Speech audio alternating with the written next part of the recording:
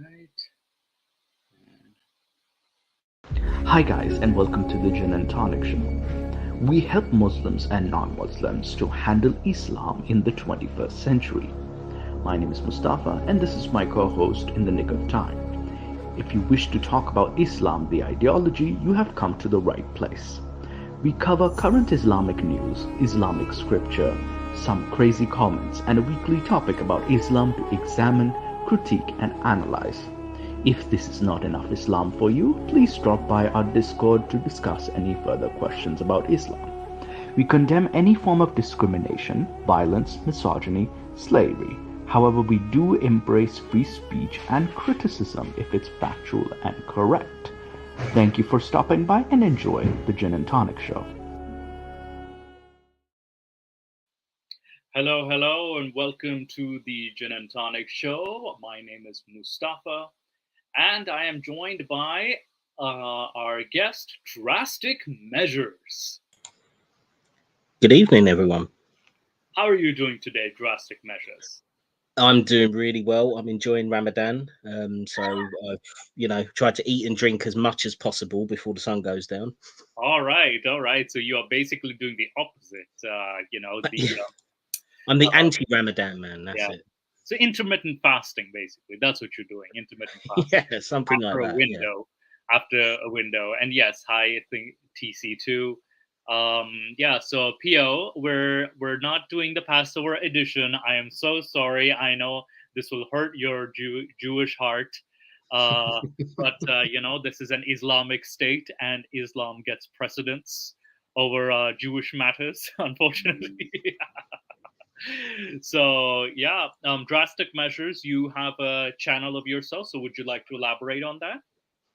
I'll do a little plug and then we can go into it. It's content about Islam. Some of this is putting up some of the old shows of Gin and Tonic show, which is from the classic era. It's recapturing and remastering them. There's some really good old content, so I'm putting some of that up as well as some shorter clips, and doing my own content, which at the moment I've got some stuff on Muhammad Hijab and Ali Darba, all the usual kind of Darba clowns that we all know and love. And I'm going to be doing another video on Ramadan itself.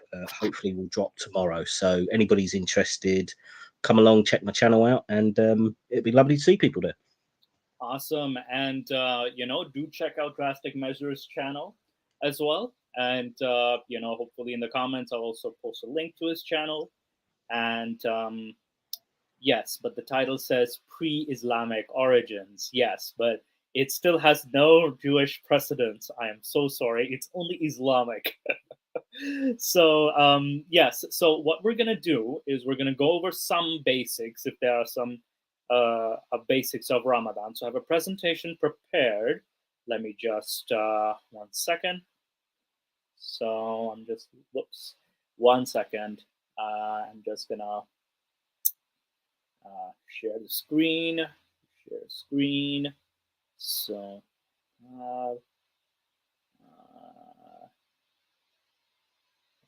presentation.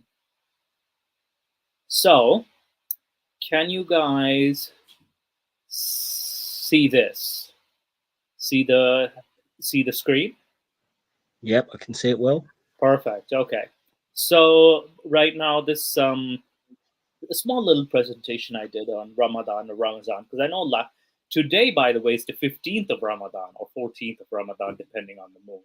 And it's just the middle of the month, so we're kind of 15 days late. So I do apologize for that in advance to our new Muslim viewers.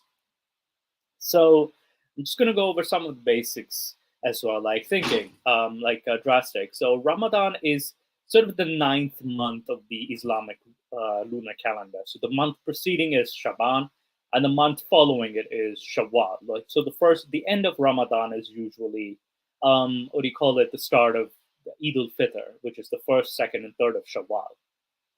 So though it's one of the 5 pillars of Islam, Sunni Islam specifically, and the word that they use is Psalm. But what's interesting is that it's also one of the 7 pillars of Shia Islam. So this, a lot of people tend to forget, is that Shia Islam also has its own set of pillars but just adds 2 extra pillars aside from the 5. So but this is a little fact I wanted to plug in, which we'll cover in a future video about the pillars of Shia Islam.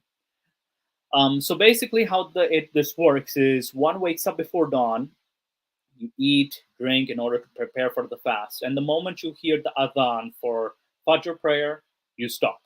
So you stop eating, you do your prayer, then you go to sleep, and then when you wake up, you refrain from eating and drinking and smoking and sexual intercourse from dawn until sunset. So basically, Fajr till Maghrib. So the Maghrib time, when you hear the Maghrib adhan, you can open your fast.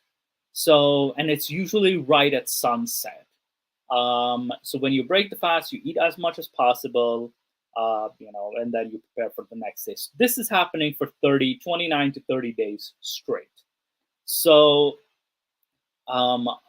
basically, so I think, Drastic, do you have any other observations on the month of Ramadan? Do you have any input on, this? I just wanted to.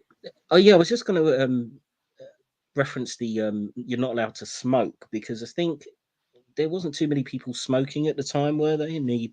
When Ramadan first came around. So has this just been added in by these later scholars, or how did smoking end up becoming something they had to avoid doing?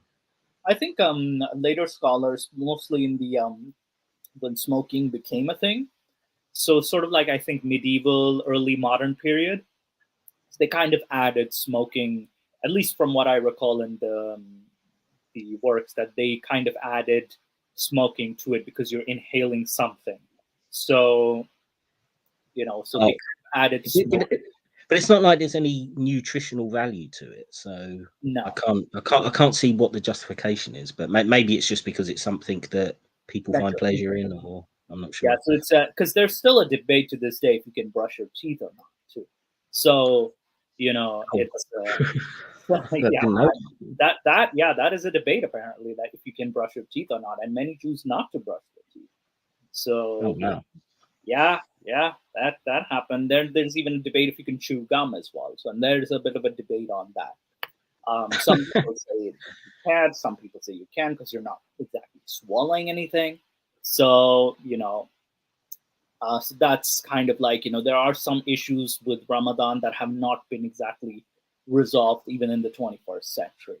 But I think, what's the chewing gum side of it then? Does that generate more saliva in your mouth, which you might swallow, and that counts as water? yeah, I think that's the justification for not chewing gum. But then those chewing gums say, oh, there's you're not exactly swallowing the gum. You're just like, improving your breath or something like that.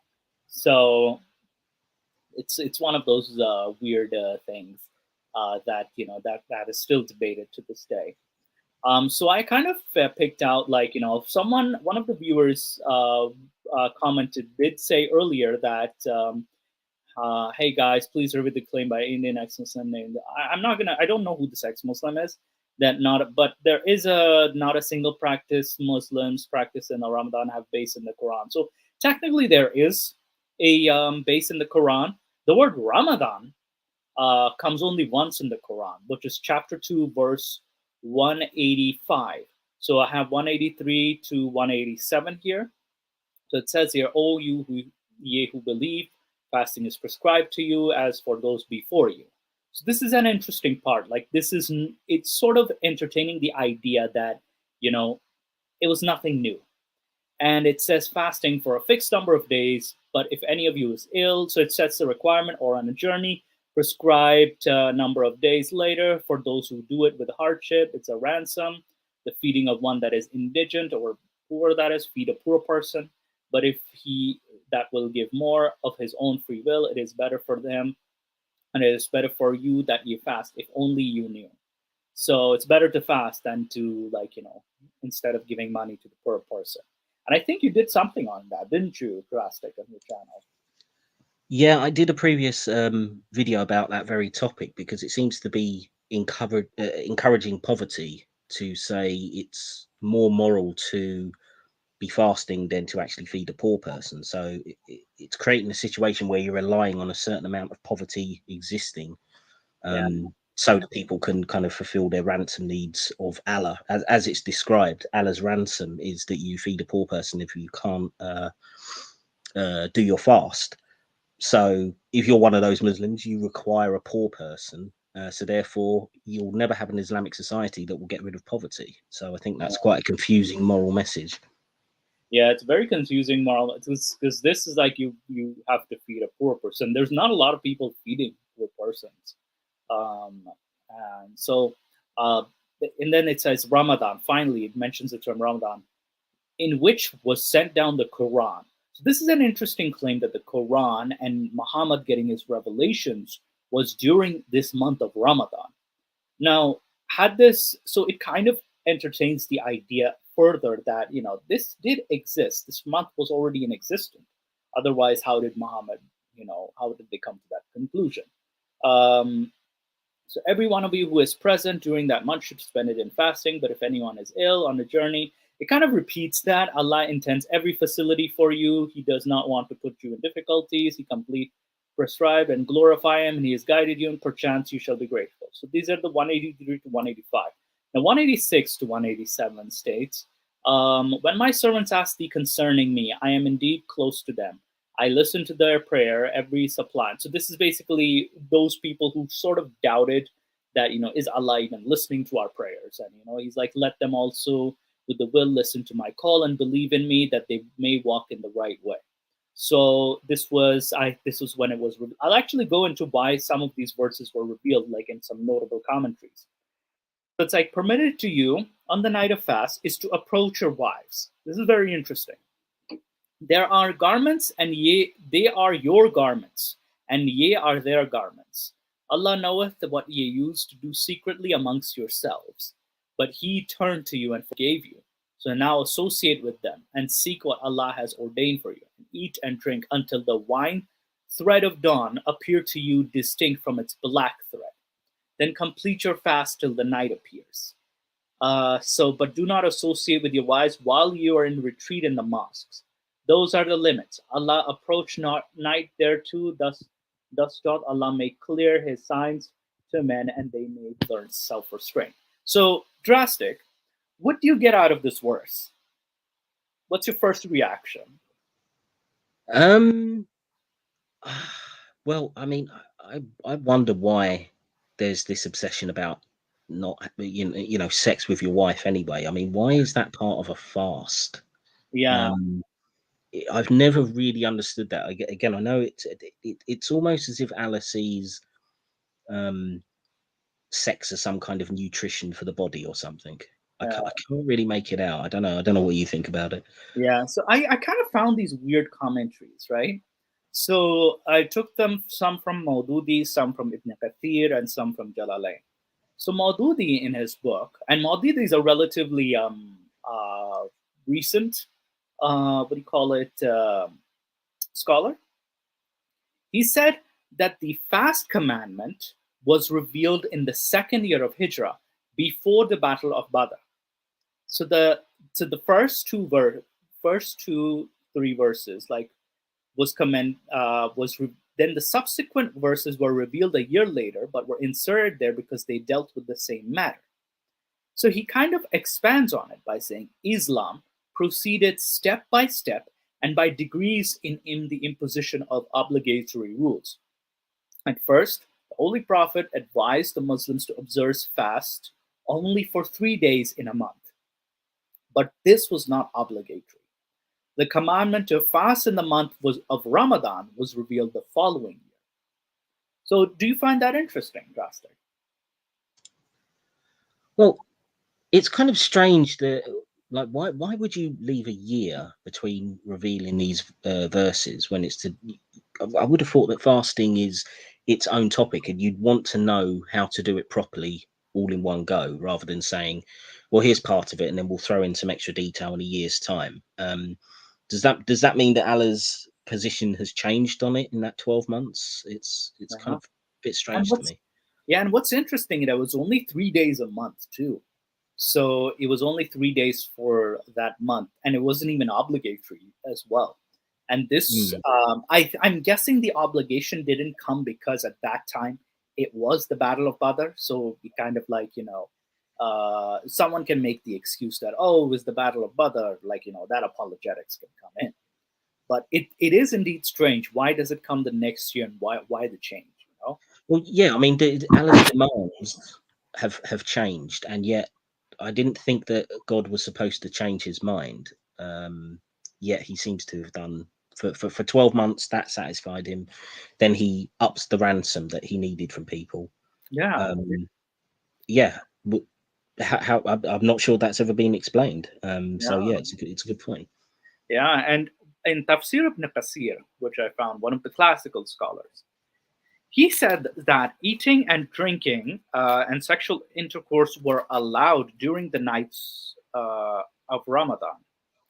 Now, are allowed. He says they are allowed during the nights of Ramadan. So he actually specifically says eating, drinking, and sexual intercourse. Now, this ayat, the last two that I mentioned, 186 and 187, when we were talking about the sex with the wives. So Muslims were initially allowed to eat, drink, and have intercourse until the Isha prayer. So there is a little gap between Maghrib and Isha. So this is Maghrib is the dusk, which is sunset, and night prayer is Isha. So between that time, they could only eat, drink between that time. However, if someone slept before Isha or offered this prayer, they had to wait the next day to eat, drink, and have sex. Hence, this verse was revealed to add convenience that you can drink it all night until dawn. So the first even requirement was that it was you could not you could only eat between a small window of Maghrib and Isha. So it's a very small window. And I think if you fell asleep before offering the Isha prayer, you had to fast the next day, and you couldn't eat after. So I think this caused a lot of inconvenience. So did you know about this drastic, or did you?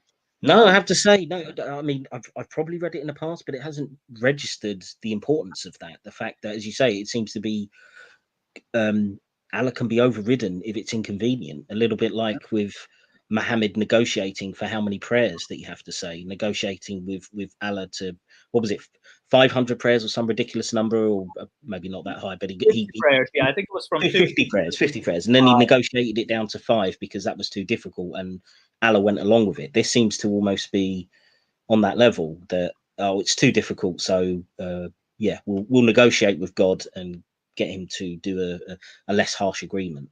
Yeah, it's just sort of like, let's eat all night, and let's be able to have sex all night and something like that. So it's definitely what I found very interesting in this commentary by Ibn Kathir.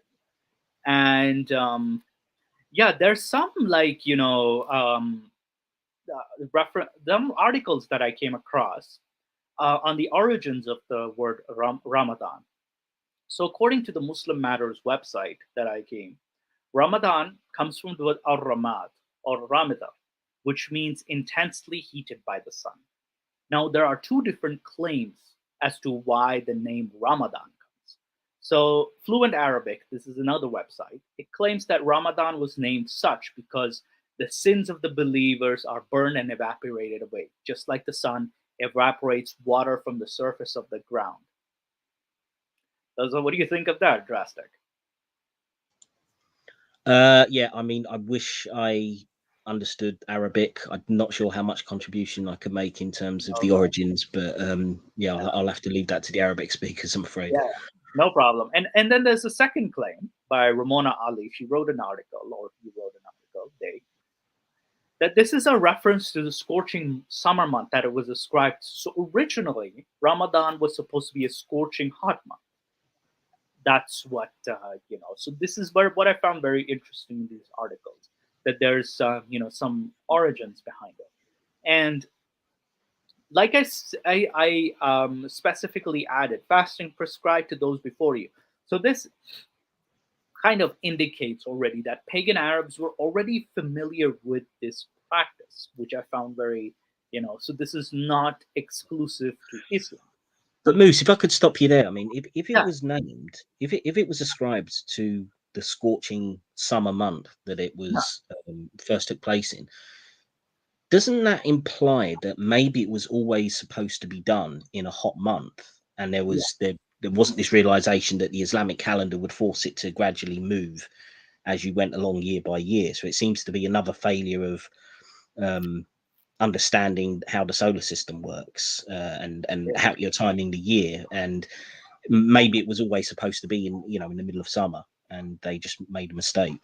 I don't know. That's the impression I got anyway. Yeah, if, that's definitely a possibility, because we are not completely aware of the pre-Islamic calendar, but there's definitely like this indication that because this month was supposed to follow a hot month, so they didn't have any idea. So when they went with the moon, so it kind of changed things.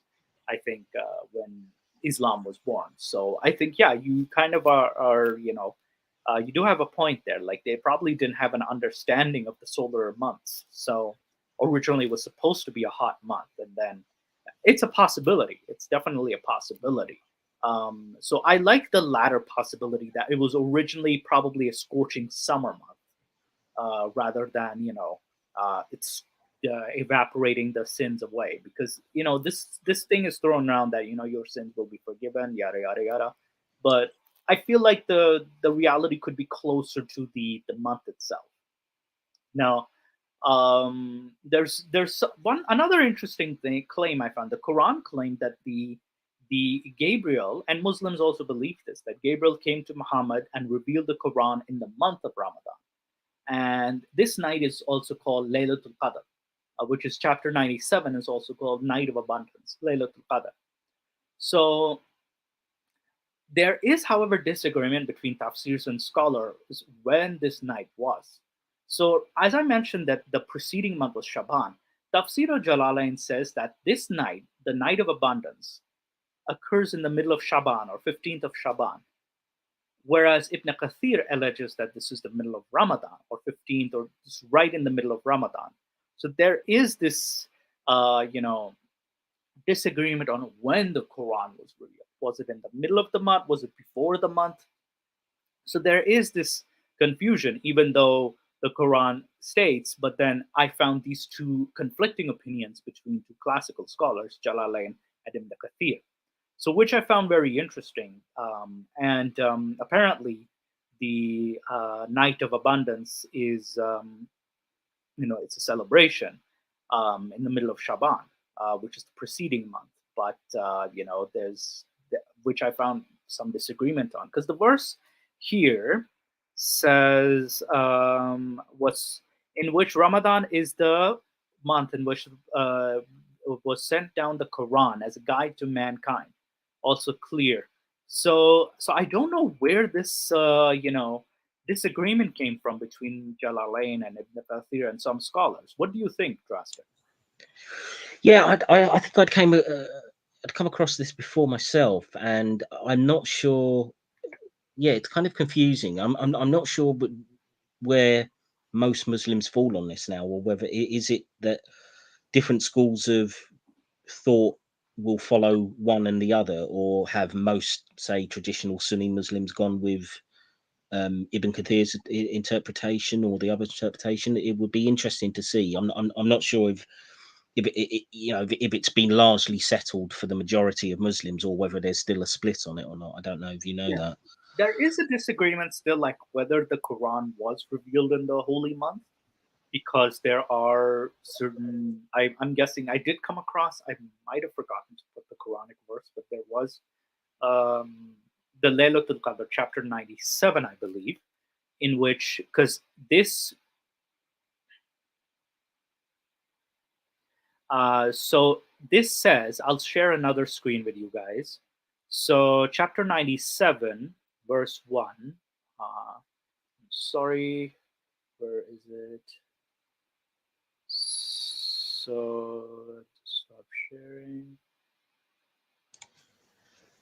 You'd think it'd be a quite important issue to resolve, wouldn't you? When exactly the Quran was revealed, I would have thought that would have been a vital point to have worked out by now. Yeah, because here the Quran contradicts. It's not exactly a contradiction, but it's like, it's called the Night of Power. Truly, we revealed in Night of Determination, chapter 97. And then it goes the following. This is when it was revealed. How will you know what the night of determination is? So this is an interesting thing. How will you know? And then says, better is the night of determination than 1,000 months. So it's a very Well, vague chapter. this is the thing, though, isn't it? Because isn't fasting on that particular day supposed to be, much better for you in terms of your chances of getting into paradise? Yeah. It's more pleasing to Allah on that particular day than any other. So it's not like it's a if you follow the Islamic belief, then that has a major difference when this day falls. So you'd think they really want to work it out. Yeah, and this is still like an issue that hasn't been exactly worked out. So this was what I found interesting, the discrepancy. Um, Now, this article I wanted to look into the pagan origins of Ramadan. So this was something that I found very interesting. Hang on, let me just stop sharing this, and I'll share this instead. So this is by Skeptic Muhammad. This article. One second. Oh my goodness.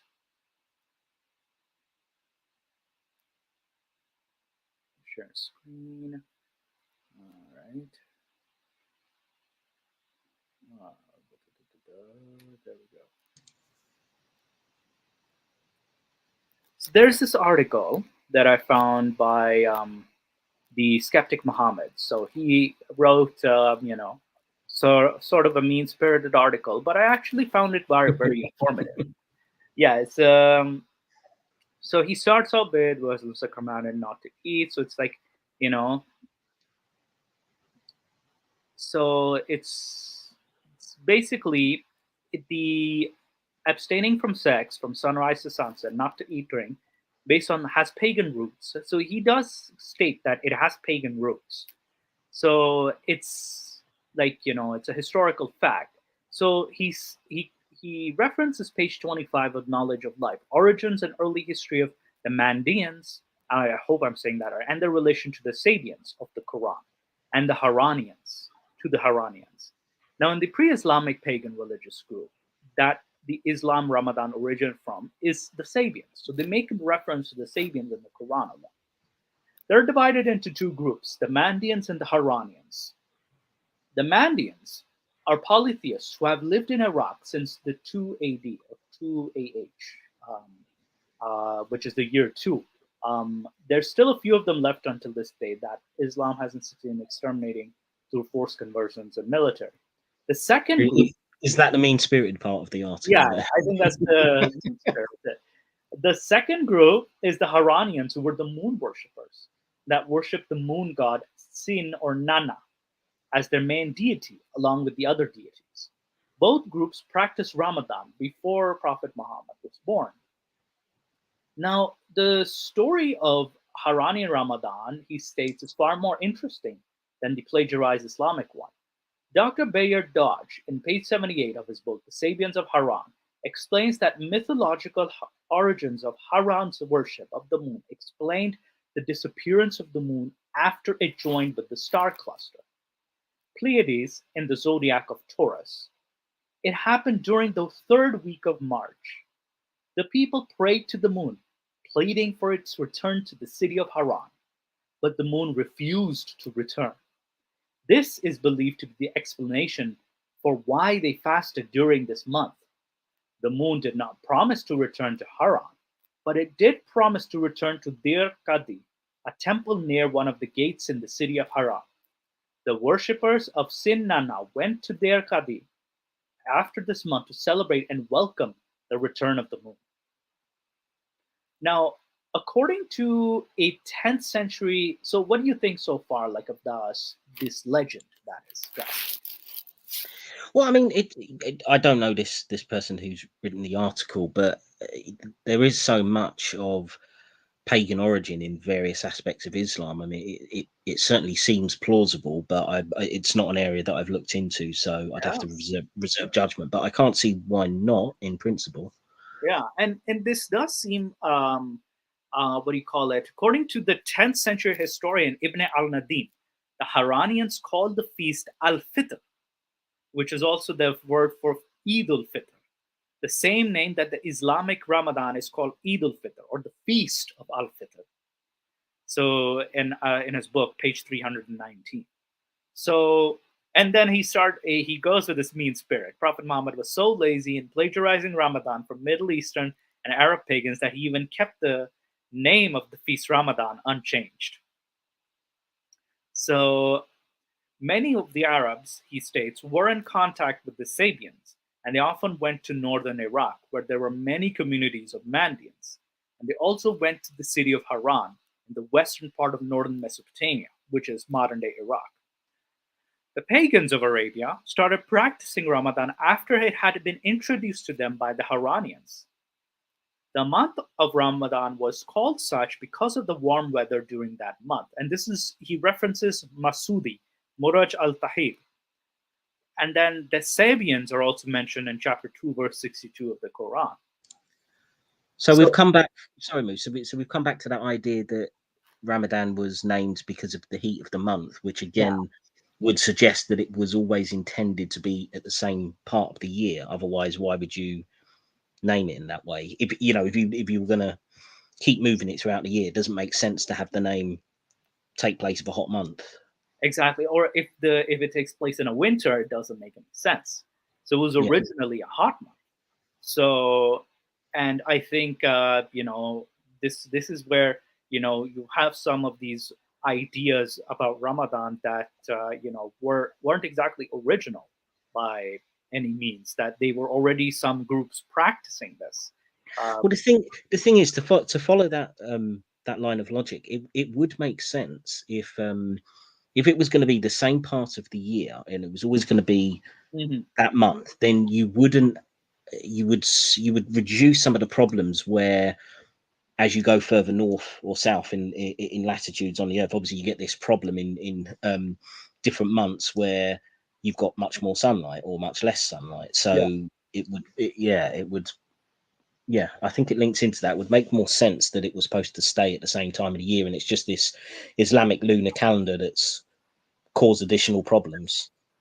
Yeah, I think I'm starting to be persuaded by that as a possible argument. Yeah. And not only that, the article goes further. Now there's more mean spirit here. Knowing all that, one might think that Islam, through Prophet and his alter ego, were kind to polytheists and pagans, but that is not the case. Here's what the Quran has to say about polytheists. And he references Quran chapter 9, verse 5. If the sacred months have passed, kill all the polytheists when you find them. But if they should repent, establish prayer, give zakah, let them go along their way. But that's only in defense, remember. That's defensive somehow. So the above does not sound very diplomatic from a peaceful book of a religion of peace. And he does state that Ramadan is still enforced by Islamic law and society, even on Muslims who do not want to participate in it publicly, and non-Muslims who do not have to participate in it by default. Those who fail to do so can face severe legal and social consequences in several Muslim majority countries like UAE. So this is very interesting that eating publicly in the day of Ramadan in the progressive country of Morocco, where I am where I am from, is punishable by 1 to 6 months in jail. So you can get imprisoned just to eat publicly during the day in the month of Ramadan. But to be charitable, Moose, is that some relic left over in their legal system that isn't enforced in practice, or is that still happening today? It's in Morocco's penal codes. It states Article 222 that a person commonly known to be a Muslim who violates the fast in a public place during Ramadan without one of the justifications allowed by Islam shall be punished by 1 to 6 months in prison and a fine.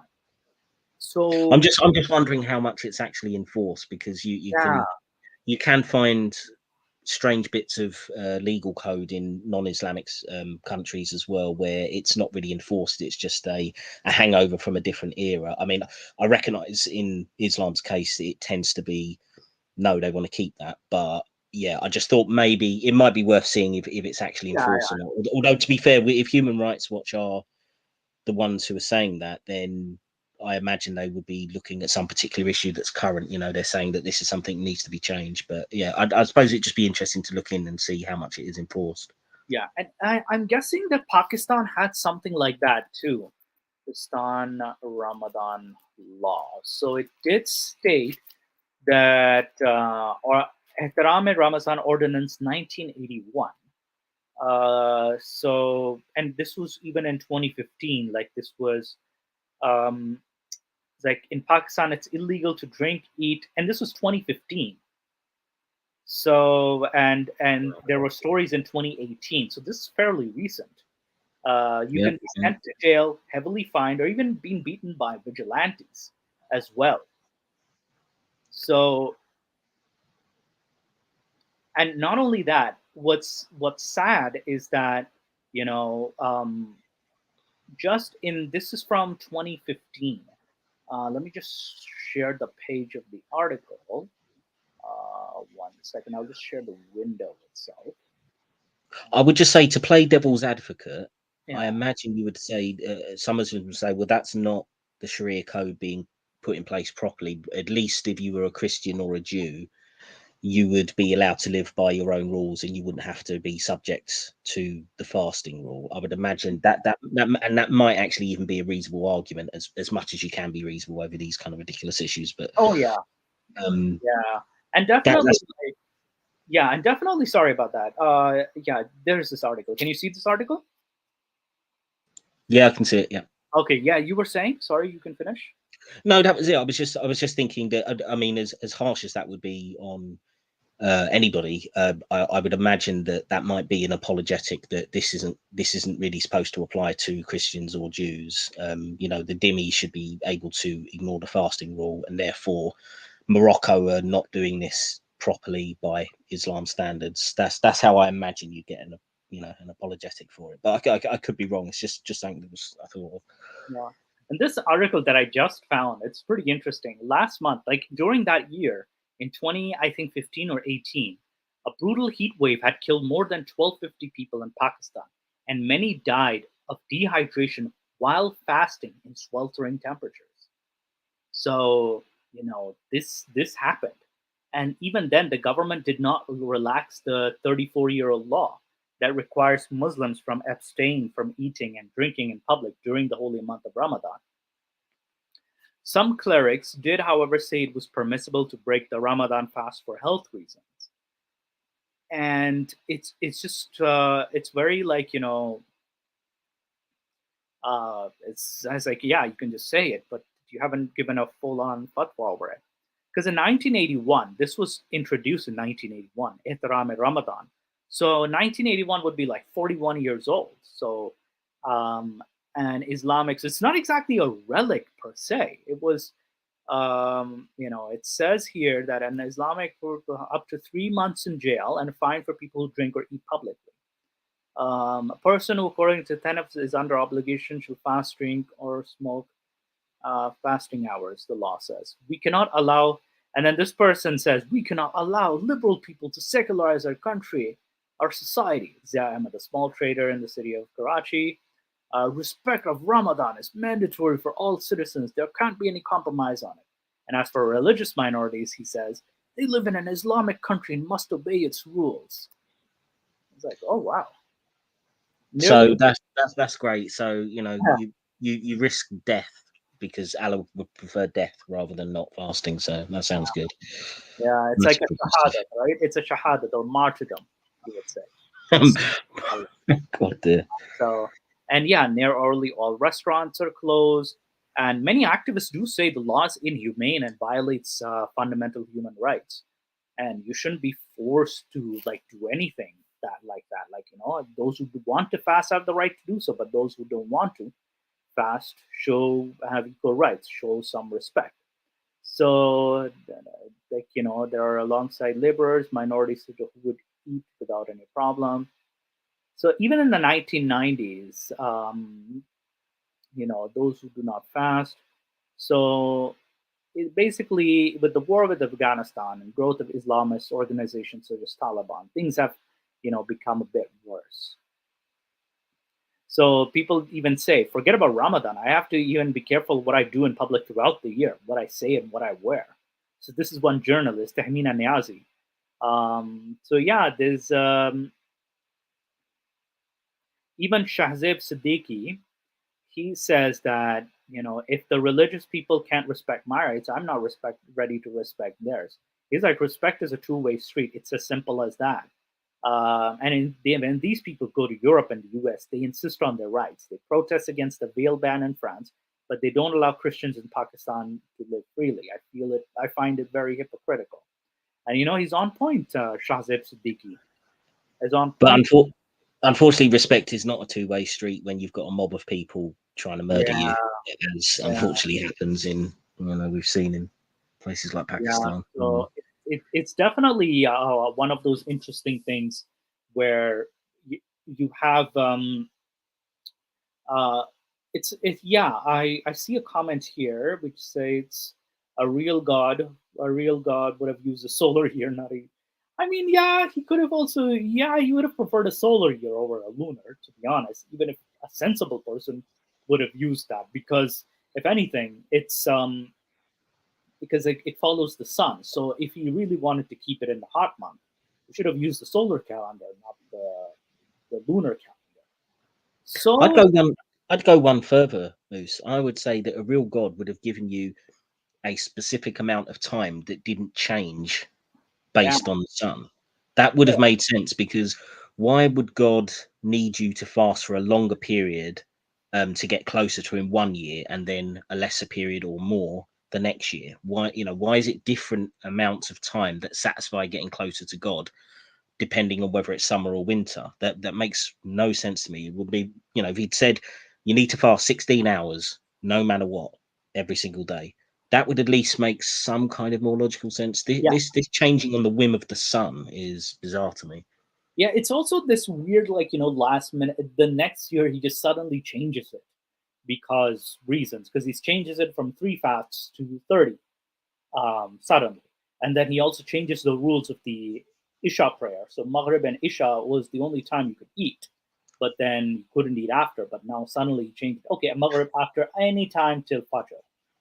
Well, So I'm just wondering, in that year between when he changed it from 3 days to 30, he became 10 times more harsh. Was Allah just really pissed off with the Muslims? They had a really bad year and he thought, that's it, I'm punishing you now with 10 times the fast for the rest of eternity. I don't know if it has something to do with the battle of Ohud, because the following battle of Ohud, the Muslims did lose the battle, so to speak. Oh, it was punishment for losing on the battlefield, maybe. Maybe I'll look into it. Actually, maybe that, there's a possibility, because Badr and Ohud are also 1 year apart too. Actually, let me double check. When did Battle of Ohud take place? Yeah. Battle of Ohud, it says the 23rd March, 6-1. But what was the Islamic year? Islamic month. What year was it? 3-8. Interesting, because it actually it takes place after Ramadan, so 7th of Shawwal, allegedly. Again, allegedly, 7th of Shawwal, Ohud. So you know, But to be fair, Allah can't really get mad about Muslims losing a battle when he could just send down angels to help him. It's not yeah, like he hasn't done exactly. that So before. yeah, So I was like, okay, it's his own fault if he's not going to give him any, reinforcements. yeah. I mean, I wouldn't say like there is, but this is something to look into, because some say it's 3 of Shawwal, so there's no agreement on the date specifically, like what exact date. So it's 3 to 7, somewhere there, allegedly. There's another story I found on Twitter actually. Can you read this thread? It's by Amit Shandila about Ramadan. Drastic. Yeah, I'm still here. I was just having a look at the thread. Sorry, I thought you were going to read it yourself, so that's why I kind Okay, of read. I'll read it. Can you see it? Just about. It is quite small, the text, but yeah, I can. Okay, I'll read it out. So, just in case for those who can't see it. So, Amit Chandelia, he says, about 500 miles to the southeast of Ankara, less than half an hour from the Turkey-Syria border, lies the city of Haran. Here lived long ago a pagan star-worshipping people called the Sabians. This was long before Muhammad and Islam. The Haranians weren't the only Sabians. There were also the Mandiants, but we will not be discussing them at this time. Amongst all the Sabian deities was Sin, the moon goddess. This was also the chief deity, the queen of the Sabian Akkadian pantheon. And the city of Haran was settled around 2000 BCE as a trading post for Ur, a major Mesopotamian metropolis, best known for ziggurat. The site of Haran was a hot, desolate landscape, described even in antiquity as a dry, barren wasteland. Given these conditions, night naturally came to be seen as a welcome relief from the scorching heat of the day. Sun became the enemy while moon a friend. No wonder why the Haranians built a temple to Sin, a structure that soon became a major landmark. So just as Paris has its Eiffel Tower and the NYC has the Statue of Liberty, Haran had its Temple of Sin. Now, the Sabians didn't really have a concept of the week. They had days and they had months. One of these was Rajab. Rajab roughly corresponded to March and April. Now, keep in mind, drastic, Rajab is the 2 months before Ramadan. So there's Rajab, Shaban, and then there's Ramadan. Okay. So legends say that and Rajab is the month Muhammad was born. So legends say the moon once disappeared behind the Pleiades star cluster, which spooked out the Haranians. They prayed to the moon, but it would not return. This happened at the beginning of the spring month, Rajab. So when praying failed, they decided to fast. So a hunger strike, perhaps.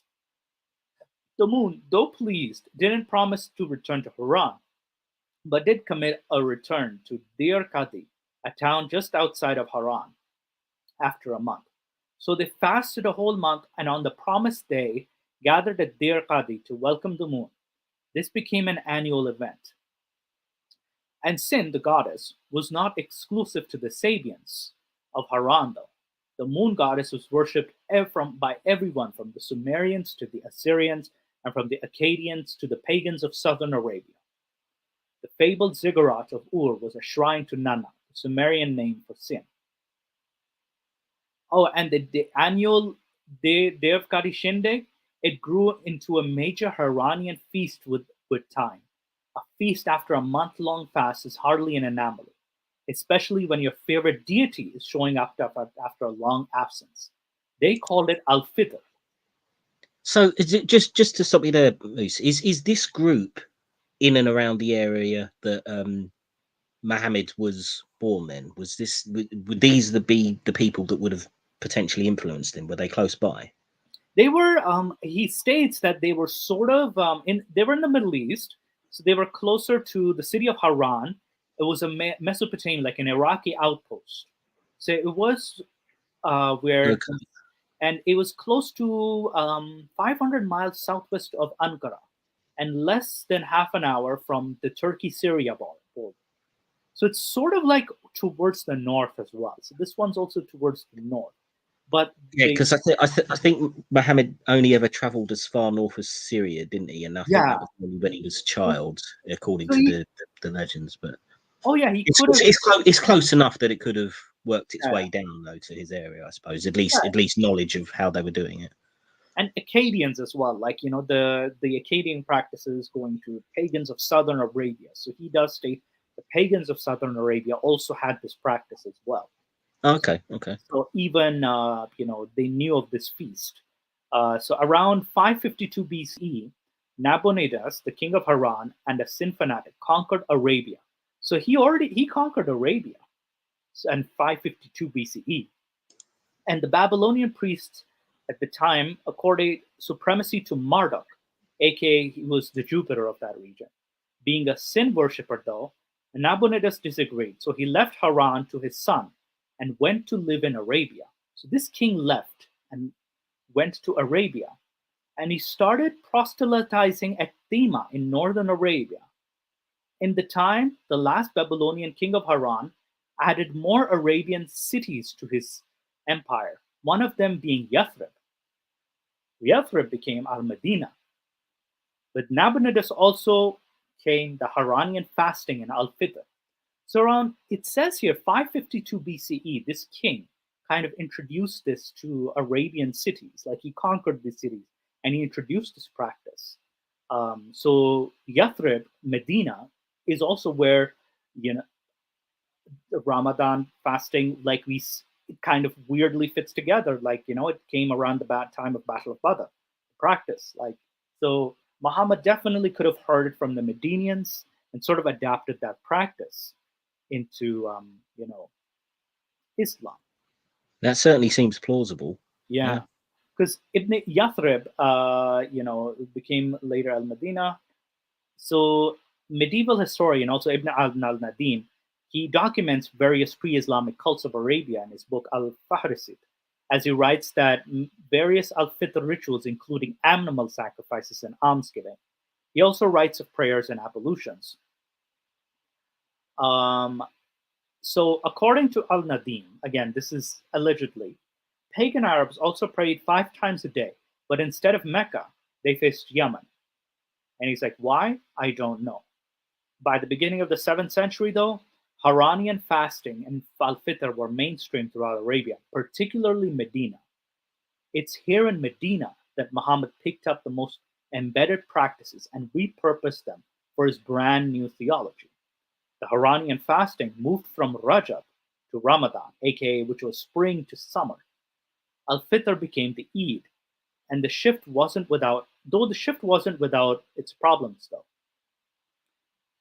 Humans resist change, and more so the religious kind. The Sabians of Medina resisted too. Not all of Arabia had embraced Islam during Muhammad's time. It took a time of coercion and a series of caliphs to make that happen, and one of them was Omar. Omar is the second caliph. But Omar succeeded Abu Bakr as the second caliph of the Rashidun Caliphate in 634. Inspired to bring in the entirety of Arabia into the Islamic fold at all costs, Omar employed some radical means. One of his biggest challenges was the Sabians of Medina. They were still carrying out their pagan ways, worshipping the moon goddess and fasting throughout Rajab. Omar has them flogged and force-fed during Rajab so they could fast during Ramadan. Obviously, this seems to have worked well for Islam.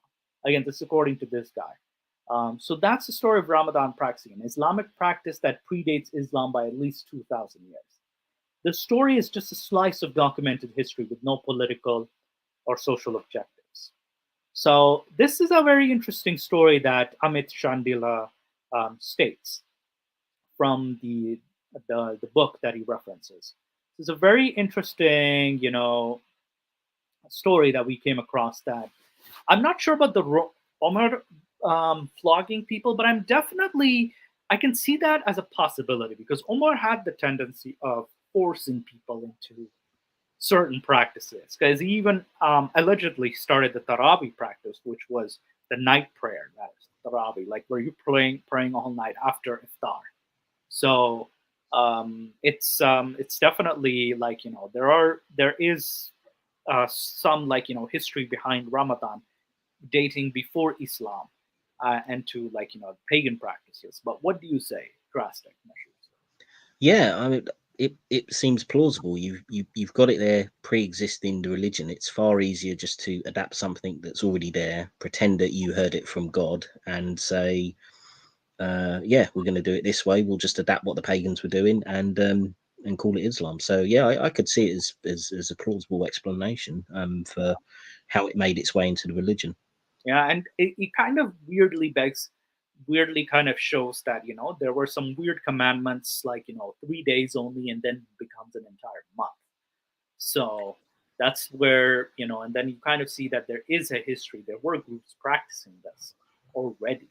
So it's definitely plausible, like you said, yeah, that this was an adaptive practice. So there I have it. This was what I had for the Ramadan pre-Islamic presentation. Um, any other thoughts or anything you would like to share, Drastic? No, not really. I just highlighting the God changing his mind again. I just find that fascinating that's allowed to just be accepted. as part of the religion, and it doesn't really get questioned. That it's a, to me, that's a major contradiction. But yeah, it was a interesting presentation. Yeah, thank you. Yeah, these are some weird facts that I found, like, just here and there about what the different months was and how it was introduced step by step, and it wasn't exactly you know um, set in stone, so to speak. Nothing was set in stone, and then these practices were adapted much later. Um, and I think that, do you have anything else to share or anything that we can react to, or because we might end the show early today, so to speak.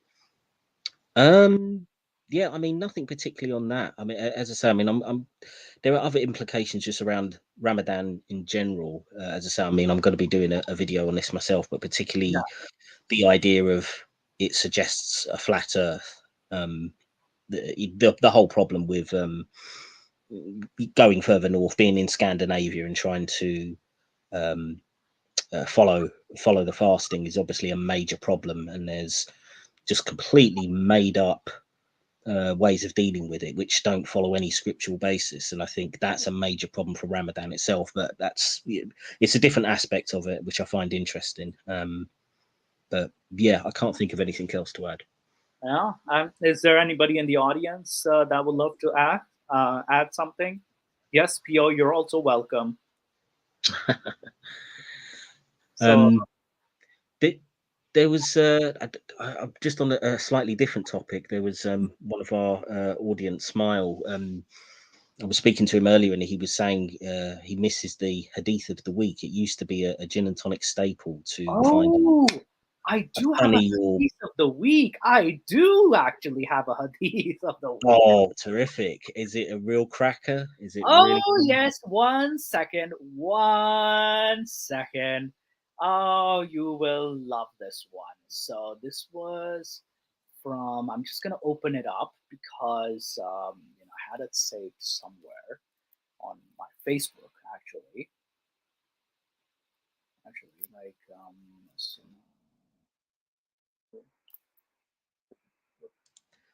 I mean, the great thing about the hadiths is an almost inexhaustible supply of comedy and yeah, bizarre this instruction one there. was bizarre as hell. This one was bizarre. I kid you not. Like this one, just to end the show, like just to go past the hour mark, we can kind of end it with the hadith. So I'll just share the screen right here. Share screen. Oh, Moose, wasn't there that Islamic rap thing as well? Or the Oh, I don't know if I have the video of it. But yeah, I'll probably do that next. But let's look at this hadith. So this is from, it's Sahih in chain from Sunnah Abu Dawud 5224. It says Abdul Rahman ibn Abu Layla, quoting Usaid ibn Hudayr, a man of the Ansar, said, while he was given to jesting is joking around, and was talking to the people and making them laugh, the Prophet sallallahu alaihi wasallam poked him under the ribs with a stick. And he said, let me take a retaliation, like the man who was making jokes saying, let me take a retaliation. Muhammad said, take retaliation. He said, you're wearing a shirt, but I am not. The Prophet then raised his shirt, and the man embraced him and began to kiss his side. Then he said, this is what I wanted, Messenger of Allah. That's weird. This is very weird. Extremely weird. Like, wait, hang on. I thought you were against gay people. What is this? Yeah, I mean that it started out almost as if they were angry, and then they've gone into a real kind of guy love situation. Yeah, and it's like, Muhammad takes off his shirt and then he just starts embracing him. It's like, why? Why would you do that? And So, it was where, so weird. yeah, I mean, I can't even begin to work out how that would have come about or what that is supposed to say about Muhammad. Yeah. So it's one of the, yeah. So there's your hadith of the week, Smiles. There's your hadith of the week. So yeah, I think we can. Isaac bromance of these. So yeah, I think we're gonna reach the hour mark. I think I also have to attend to a few things, but do join Drastic on Discord. Do you happen to have the Discord link, Drastic, by chance? Oh, sorry, I don't. I'm not actually in there. I'm not actually sure I'm going to be in there after the show because I also have some other Okay, things to attend to. So, no problem. Yeah. So we'll but see you guys. No worries. Then we'll see you guys next week. Thank you so much for Drastic Measures checking out, stopping by. Um, and again, do check out his channel, Drastic Measures. He does some long videos from All Gin and Tonic, as well as some like short videos of his analysis. So it's brilliant stuff.